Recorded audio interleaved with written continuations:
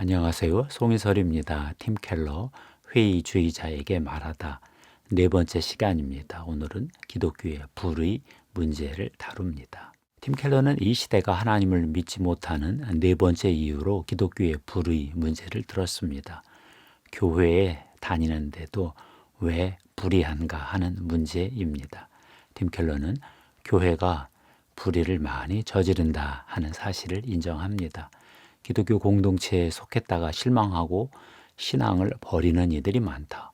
권위적이고 독선적이고 교리적이고 전투적이고 착취적인 기독교 공동체 안에서 조종당하는 경험을 하고 질려서 떠난다.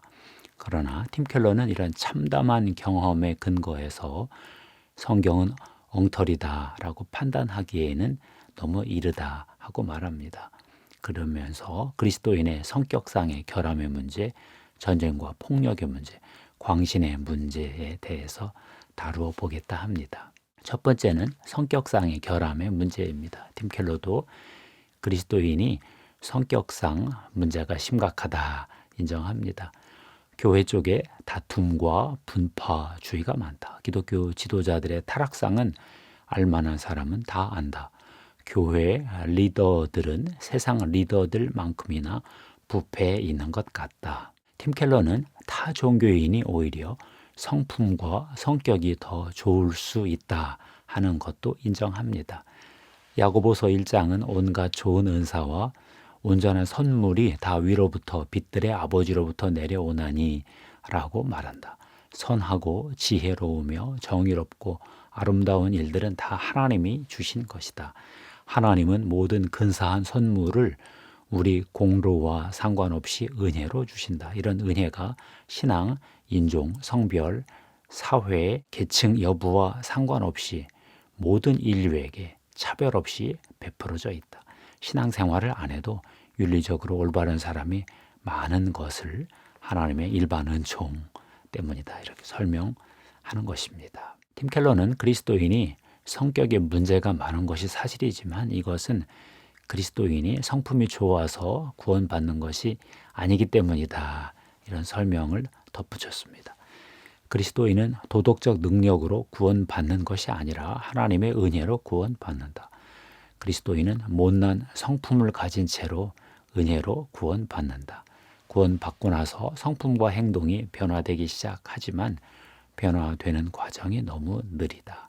그래서 교회는 정서적으로, 윤리적으로, 영적으로 미숙하고 연약한 인간들이 가득하다. 교회는 죄인들을 치료하는 병원이다. 열악한 환경에서 자란 그리스도인은 예수 그리스도를 믿어도 성품이 바로 좋아지기 힘든 것이 사실이다. 두 번째는 신앙과 폭력의 문제인데요. 팀 켈러도 신앙이 빌미가 되어 전쟁이 벌어지고 폭력이 행사된다 하는 것을 인정합니다. 흔히 타 종교를 악으로 보고 종교 전쟁을 일으킨다. 역사적으로 기독교 국가들은 종교 재판이나 아프리카 노예 무역을 통해 폭력과 억압을 행사했다. 교회는 제국주의, 식민주의를 옹호했다. 그러나 팀 켈러는 기독교의 폭력 문제를 인정하면서도 이것은 기독교만의 문제가 아니라 인류 전체의 문제다. 이렇게 설명합니다. 20세기 러시아, 중국, 캄보디아 공산 정권은 제도 종교를 배격하고 자기 국민을 상대로 어마어마한 폭력을 저질렀다. 그러면서 알리스터 맥그라스의 말을 인용하는데요. 신의 관념이 사라지면 국가는 윤리적이고 영적인 우월성을 드러내기 위해 다른 개념을 이상화한다. 독일 나치는 인종과 혈통을 절대 자리에 올렸다. 마르크스주의는 국가를 이상화했다. 프랑스 혁명은 자유와 평등의 이름으로 폭력을 행사하고 단두대에서 많은 사람을 죽였다. 폭력은 기독교의 이름으로만 저질러지는 것이 아니다. 20세기 도덕적 절대주의와 세속주의의 이름으로 수많은 폭력이 저질러졌다. 폭력 충동은 그리스도인의 마음에만 있는 것이 아니다. 세 번째는 광적 신앙의 문제입니다. 광신은 비이성적인 신앙이라는 뜻이지요. 광신자는 비이성적으로 신앙이나 사상을 믿는 사람을 말합니다. 팀 켈러도 기독교 안에 광신의 문제가 있다고 인정합니다. 광신적 그리스도인들이 많다. 그들은 대개 영화, 텔레비전, 민주당, 동성애자, 진화론자, 운동권 판사, 타종교인, 공립학교 교육에 대해 반감을 표현한다. 그러나 팀 켈러는 광신적 그리스도인은 정상적 그리스도인이 아니라 열성적 도덕주의자들이다. 이렇게 지적합니다. 광신적 그리스도인은 열성적 도덕주의자요 현대판 바리새인들이다. 바리새인들은 열성적 도덕주의와 우월감을 가지고 다른 사람을 학대하고 배척하고 억압했다. 이에 대해 팀 켈러는 오직 은혜의 구원 교리로 광신적 그리스도인의 열성적 도덕주의를 배격해야 한다고 주장합니다. 기독교 신앙의 본질은 은혜로 말미암은 구원이다. 인간은 행위로 구원받지 못한다. 그리스도가 우리를 위해 행하신 공로 때문에 구원받는다. 처음부터 끝까지 다 하나님의 은혜다. 은혜에 대한 믿음은 그리스도인을 한없이 겸손하게 한다. 광신적인 이들은 복음에 헌신한 자들이 아니라 복음을 충분히 받아들이지 않은 자들이다. 광신적인 그리스도인은 지나친 그리스도인이 아니라 아직 그리스도인답지 못한 그리스도인들이다. 팀 켈러는 광신의 문제를 종교의 문제로 보았습니다. 종교는 자신의 능력으로 행위로 종교 의식을 실천해서 하나님을 조종하고 인간을 통제하는 수단처럼 쓰는 건데요. 팀 켈러는 네 번째로 종교 문제와 관련해서 성경만큼 종교에 대해 비판적인 책이 없다고 말합니다. 마르크스가 종교를 비판하기 전에 성경이 종교를 먼저 비판했다. 구약의 이사야, 예레미야, 아모스가 당시 종교를 비판했고 신약의 복음서도 당대 종교를 비판했다. 예수님도 당시 종교 지도자들을 심하게 비판했다. 예수는 종교 지도자들의 율법주의, 독선, 편견, 탐욕을 원색적으로 꾸짖으셨다. 그들을 향해 세리와 창녀들이 너희보다 먼저 하나님 나라에 들어가리라 라고 말씀하셨다. 예수 그리스도는 왜 이렇게 종교 지도자들을 비판하셨을까요?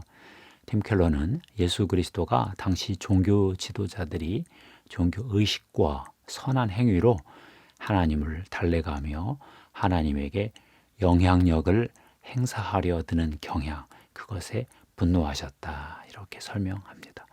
하나님은 은혜로 구원을 베푸시는 분이시지 인간의 종교적 행위와 도덕적 행위에 좌우되는 분이 아니다. 팀 켈러는 성경이 종교만 비판하는 것이 아니라 사회적 불의의 기초를 이루는 토대를 비판한다. 이렇게 말합니다. 교회가 더러 인간을 억압하는 일을 한 것은 사실이다. 그러나 성경은 더 근원적으로 사회 불의의 기초를 분석하고 비판하는 역할을 담당해 왔다. 팀 켈러는 북유럽 앵글로색슨족의 명예 기반 문화가 복음으로 변화된 것을 한 예로 제시했습니다. 역사학자 존 서머빌의 연구를 인용했는데요. 앵글로색슨족을 비롯해 북유럽 부족들은 명예의 개념과 수치심 기반의 문화를 갖고 있었다. 다른 이들의 존경을 얻고 지켜내는 일에 목숨을 걸었다. 자신의 명예와 평판을 위해 행동했다. 자기 중심적 윤리였다. 수도사들은 남이 잘 되기를 바라는 자비를 행하는 복음 윤리를 전했다. 타인 중심의 윤리였다. 앵글로색슨족은 이 복음을 받아들이면 부족 문화가 무너진다고 생각했다. 그래서 그들은 타협적으로 받아들였다. 수도사, 여성, 농노들에게만 타인 중심의 윤리를 요구하고 전투를 하는 사나이들에게는 요구하지 않았다. 그럼에도 수도사들은 북유럽의 명예 기반 문화를 조금씩 바꾸어 놓았다. 인간됨보다 자존심, 섬김보다 지배, 화평보다 용기, 겸손보다 명예, 만인 존중보다 부족 충성을 더 소중하게 여기는 명예 기반 문화가 조금씩 변화되었다. 팀 켈러는 교회의 불의에 대한 비판을 정당한 것으로 받아들였습니다. 그러나 교회의 불의를 이유로 기독교 신앙을 버릴 것이 아니라 오히려 기독교 신앙의 본질을 붙잡아야 한다. 이렇게 역설했습니다. 교회가 불의한 일을 저질렀다고 해서 기독교 신앙을 버릴 일이 아니다. 오히려 기독교 신앙의 본질을 더 깊이 붙잡아야 한다. 기독교 신앙을 버리는 것은 불의를 바로잡을 근거를 없애버리는 것이다. 기독교 신앙을 비판하는 비평가들도 기독교 안에서 얻어낸 자원을 가지고 기독교를 고발하는 것이다.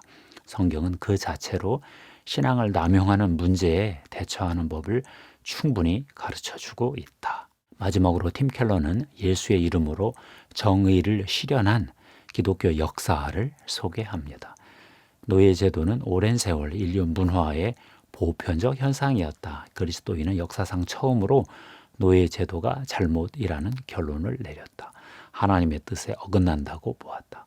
기독교화된 중세 유럽에서 최초로 노예제도가 사라졌다. 중세 농노는 고대 시대의 노예는 아니었다. 근대에 와서 윌리엄 윌버포스, 존 울머는 노예제도 폐지 운동을 벌여 결국 성공했다. 가톨릭 교황도 세속국가 스페인의 식민지 노예 무역을 반대했다. 팀 켈러는 20세기에도 이런 일은 계속 일어났다고 말합니다. 20세기 중반 미국의 마틴 루터 킹 목사는 하나님의 도덕법과 성경을 앞세워 흑인 민권 운동을 일으켰다. 1990년대 중반 남아프리카 공화국도 인종차별 정책 아파르트헤이드가 종식된 후 진실과 화해 위원회를 통해 유혈 사태를 막았다. 데스몬드 투투 주교가 리더십을 발휘했다. 20세기 후반 동유럽의 카톨릭 교회는 공산주의의 반기를 들었다. 인내와 촛불과 십자가를 무기로 전체주의 공산 정권을 무너뜨렸다. 1980년 엘살바도르의 오카르 로메로 대주교는 독재 정부를 비판하다가 미사 때 총격을 받고 순교했다.